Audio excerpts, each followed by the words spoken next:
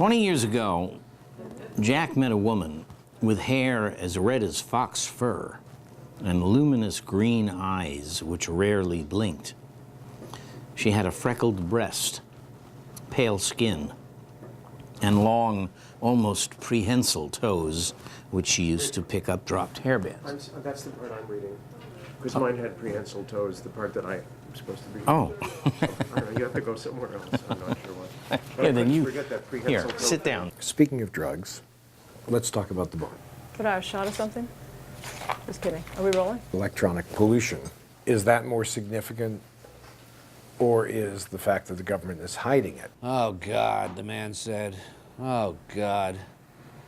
Sometimes to get over the fence, you need a little boost, said the hooker he was in bed with. You know, if in fact electrical pollution is affecting us all from everything, do we get rid of it, which means getting rid of our civilization?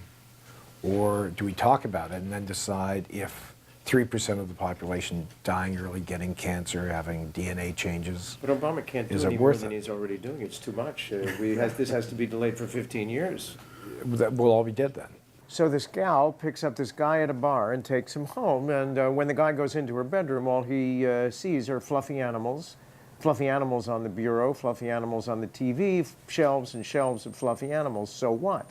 The guy thinks the gal's got great tits, a great ass, fuck the fluffy animals after they make love. The guy turns to the girl and asks, so how was I? And she says, you can take anything off the bottom shelf. There's a lot of evidence. I mean, if you go online and Google electrical pollution or dirty electricity or stray voltage, you can spend a month reading.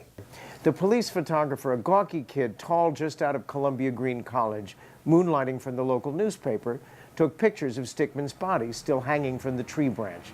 The flash lit up the corpse. Its fingertips as fat as balloon animals.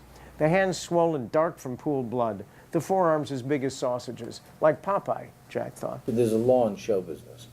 Every invention in show business, in filmmaking, that was invented to save time and money, doesn't save time or money. Spaced in a neat row in front of the individual cabins were 5 early 60s concave circular chairs like an array of miniature radio telescopes. One of the suits involved state police who used handheld radar guns who were getting testicular cancer. The Hudson Valley Electric Company pylons stalked like War of the World tripods down the hillside, across the field, and through the Rip Van Winkle trailer park. And every invention of our brain, because our brains are imperfect, eventually turn out to be destructive.